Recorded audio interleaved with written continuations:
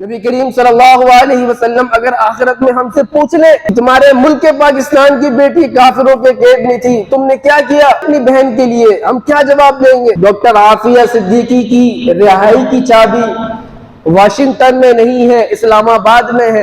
इस्लाम जो है वो एक पुरअमन मजहब है। इस्लाम अमन सिखाता है।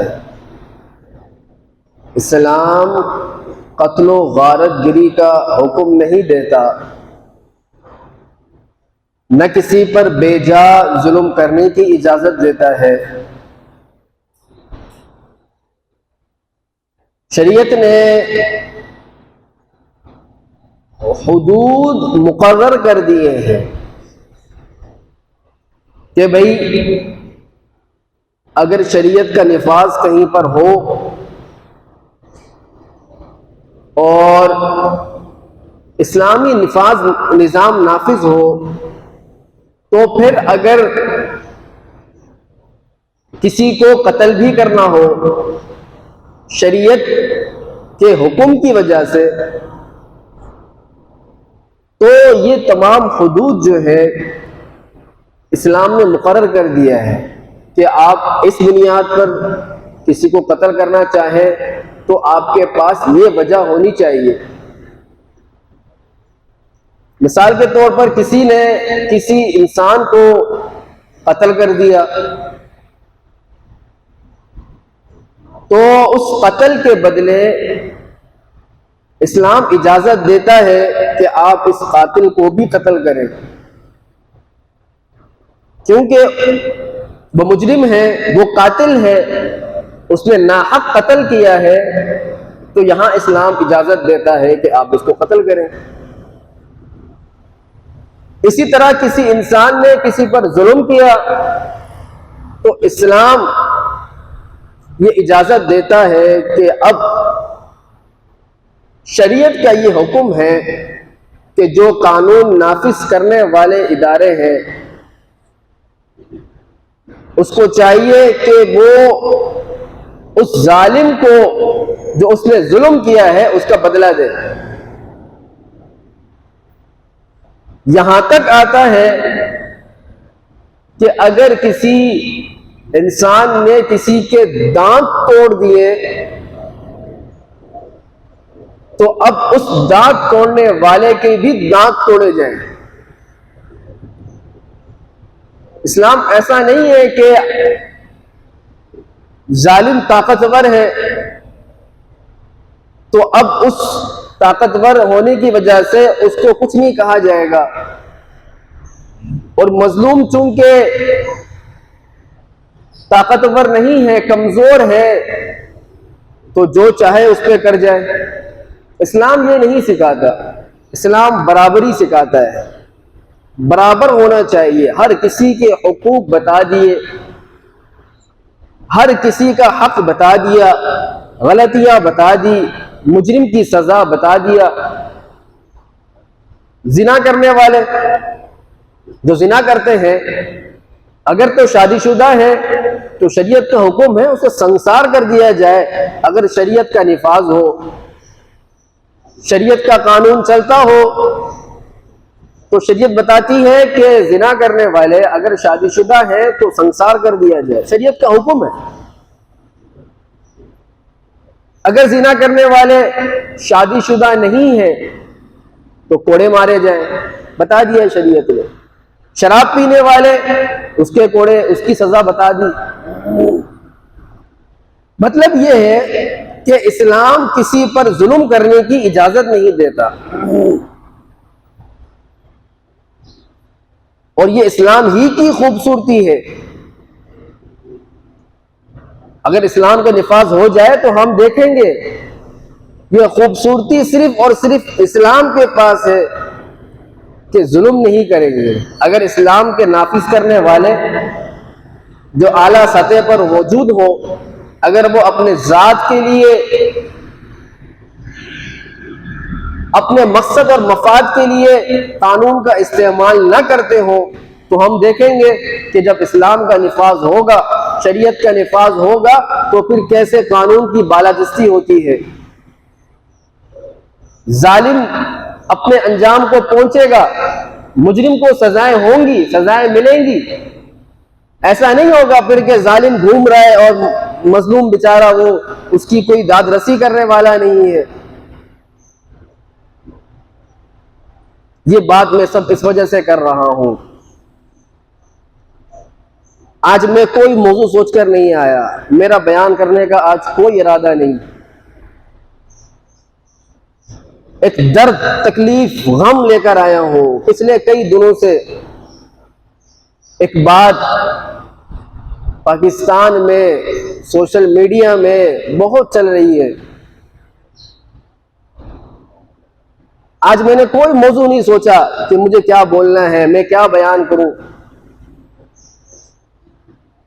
बस मैंने बोला जो बातें चल रही है ये हम सब का मसला है, हम सब का दर्द है, हम सब की तकलीफ है। सिर्फ हमारी नहीं, पूरी उम्मत मुस्लिमा का दर्द है, पूरी उम्मत मुस्लिमा का गम है। क्यों? हमें इस्लाम ने यह भी तो सिखाया है कि मुसलमान एक जिस्म की तरह है। जिस्म के अगर एक हिस्से में तकलीफ हो तो दूसरा हिस्सा बेचैन रहता है। अगर सर में तकलीफ हो तो पांव तक बेचैन रहेगा, पांव में तकलीफ हो सर बेचैन रहेगा। जिस्म के दूसरे आज़ा तकलीफ में रहेंगे, रहेंगे नहीं रहेंगे? रहेंगे। अगर मुसलमान दुनिया के किसी भी कोने में तकलीफ में हो, गम में हो, परेशान हो, दूसरे कोने में रहने वाला मुसलमान, इस्लाम हमें यह सिखाता है कि उसका हक बनता है कि उस गम को जो उस कोने में रहने वाला सह रहा है, बर्दाश्त कर रहा है, वो भी महसूस करे। और जो बात मैं बताने लगा हूं ये आज की बात नहीं, ये कोई नई बात नहीं है कि कल रात वाक़ई हुआ और आज मैं आपके सामने बता रहा हूं। ये बात बहुत पुरानी है। जब इसको याद करें, जब ये बात याद आती है तो दिल हिल जाता है, जिस्म लरजते रह जाता है, दिल खून के आंसू रोता है कि हम कैसे मुसलमान हैं, हम कैसे इस्लाम का दावा करते हैं, हम कैसे इस्लाम के नाम लेवा हैं।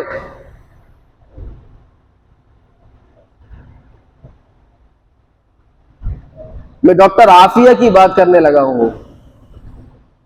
कौन नहीं जानता डॉक्टर आफिया को? एक औरत जात है वो। एक मुसलमान मर्द भी किसी काफिर की कैद में हो तो उसके घर वाले बेचैन, परेशान, खानदान वाले परेशान हो जाते हैं। उनको नींद नहीं आती रातों को, रातों की नींदें उड़ जाती हैं, दिन में चैन नहीं आता, खाना खाने को दिल नहीं करता, खुशी मनाने को दिल नहीं करता। और एक मुसलमान औरत किसी मुसलमान की कैद में नहीं, पाकिस्तान में वो कैद नहीं है, वो काफिरों की कैद में है। वो हमारी बहन है, वो एक औरत जात है, 20 साल से वो कैद में है।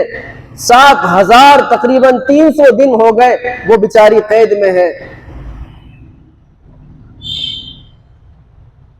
एक मुसलमान औरत किसी काफिर की कैद में, हम तसव्वुर कैसे कर सकते हैं? ये बात बहुत पुरानी है, लेकिन चूंकि एक नए सिरे से इस पर काम शुरू हुआ है, काम हो रहा है। अभी हाल ही में कल परसों डॉक्टर आफिया की बड़ी बहन ने, डॉक्टर फौजिया ने उनसे मुलाकात की है और जो गम, अलम, दर्द की बात उसने बताई है वो मैं बताऊं तो दिल फट जाता है। 20 सालों में क्या कुछ नहीं गुजरा उस बेचारी पर, कितने जुल्म बर्दाश्त किए उसने, उस औरत जात ने, कितनी तकलीफें सही हैं उस औरत जात ने। वो कुरान की हाफिजा है और डॉक्टर फौजिया बताती है कि कुरान की हाफिजा होने की वजह से उस कैद में उसको कहा जाता है कुरान फेंक कर कि तुम इसके ऊपर से चलो। उसको बरहना कर कर उससे बताया जाता है, कुरान को फेंक कर उसके सामने बरहना कर कर बताया जाता है कि तुम कुरान के ऊपर से जाओ।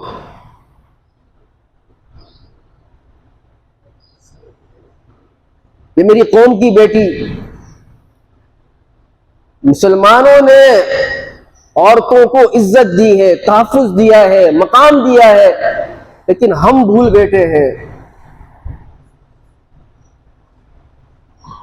ये इंसानियत का दम भरने वाले, हम तो शुरू से कहते रहे हैं, ये जो काफिर ये कहते हैं कि हम इंसानियत का दम भरने वाले हैं, हम इंसानियत वाले हैं, हम इंसानियत पहले देखते हैं, हरगिज नहीं देखते, झूठ बोलते हैं ये।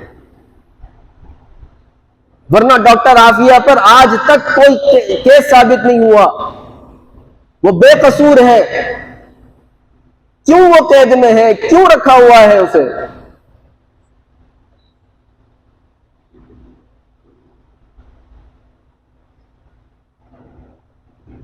बताते हैं जो उस जेल में थे, डॉक्टर आफिया के जेल में, जब वो रिहा होकर आए तो फिर वो बताते हैं कि रातों को हमें चीखने की आवाजें आती हैं,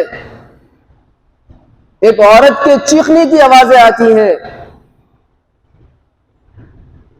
वो इतनी चीखती है कि पूरा जेल हिल जाता है। रातों को उसे सजाएं दी जाती हैं, उसे मारा जाता है, पीटा जाता है।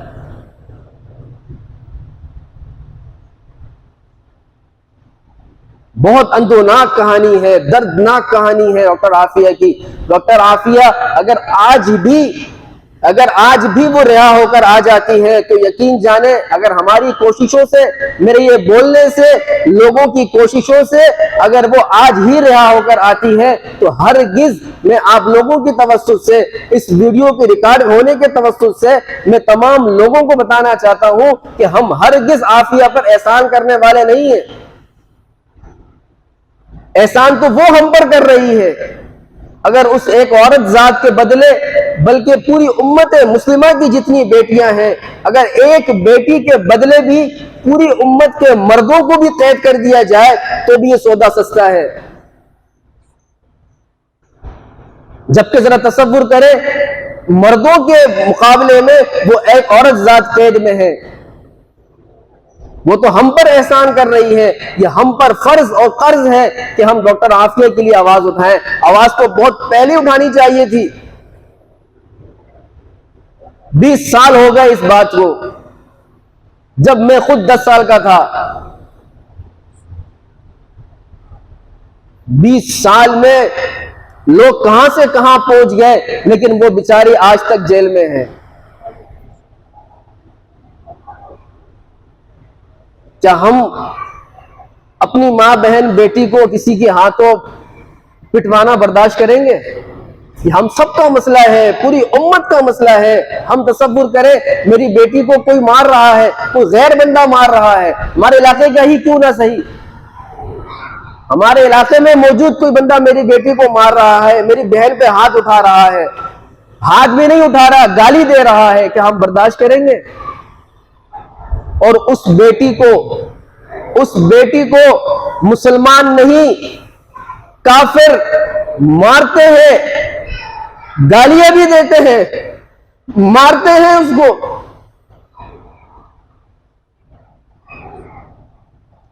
अगर एक हाथ भी उठाए, चमाट मारे, तब बर्दाश्त नहीं करते, वो तो बूटों से मारते हैं उसको। हम कैसे बर्दाश्त करेंगे?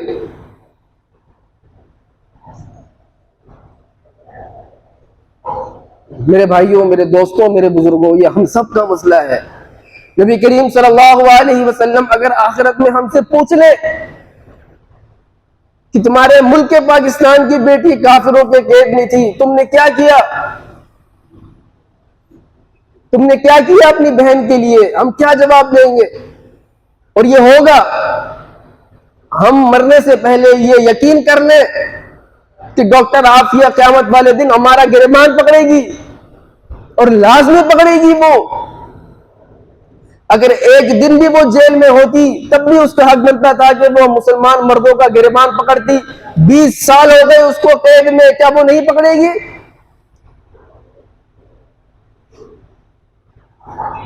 अब चूंकि ये मामला चल रहा है, बहुत गर्मा गर्मी है, मुश्ताक अहमद साहब वो अमेरिका गए, उन्होंने वहां से ये पैगाम जारी किया कि डॉक्टर आफिया सिद्दीकी की रिहाई की चाबी वाशिंगटन में नहीं है, इस्लामाबाद में है। इसका क्या मतलब है कि हम कर सकते हैं, हम मंगवा सकते हैं।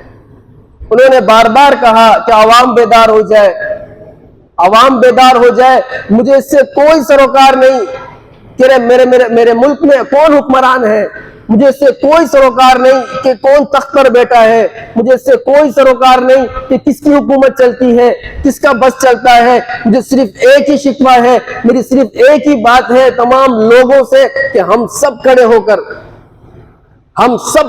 अपनी बहन के लिए आवाज उठाएं। हम सबका हक बनता है, हम सबका फर्ज बनता है कि हम अपनी बहन के लिए आवाज उठाएं। मुझे किसी हुकूमत से कोई शिकवा नहीं। अगर तारीख उठाकर देखेंगे तो यकीन जाने मुजरिम सबसे बड़े यही हैं, लेकिन मैं बात नहीं करता। मैं आप हजरात के तवस्सुस से ये पैगाम देना चाहता हूं कि सोशल मीडिया का दौर है, नौजवान मीडिया इस्तेमाल करते हैं, सोशल मीडिया में एक्टिव हैं। खुदा के लिए इस आवाज को उठाएं और इसको अब दबने ना दें।